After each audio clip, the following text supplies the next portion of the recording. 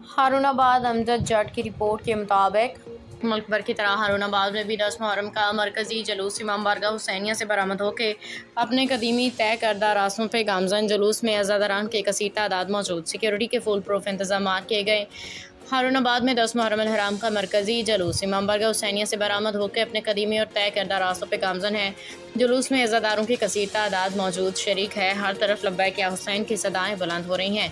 जुलूस में शरीक अज़ादारान इमाम हुसैन सिद्दीक़ अकबर चौक पर पहुंचे नमाज ज़हरैन अदा की, जबकि बाद मजलिस अज़ा बर्पा की गई, जिसमें ज़ाकिरीन ने हज़रत इमाम हुसैन और उनके रफ़क़ा की शहादतों के बारे में तफसीली ज़िक्र किया गया। मजलिस अज़ा के इख्तिताम पे शबीयत ज़ुलजना बरामद हुई, जिसके बाद अज़ादारान हुसैन अलैहिस्सलाम ने ज़ंजीर ज़नी सीना को भी करके शहादाए करबला की याद ताज़ा कर दी। जुलूस अपने तय करदा रास्तों से होता हुआ शाम 7 बज के मरकज़ी इमाम बारगाह हुसैनिया पहुँचे और इख्तिताम पजीर होगा। जुलूस में मुकामी इंतजामिया की तरफ से सिक्योरिटी के फुल प्रूफ इंतजाम किए गए हैं।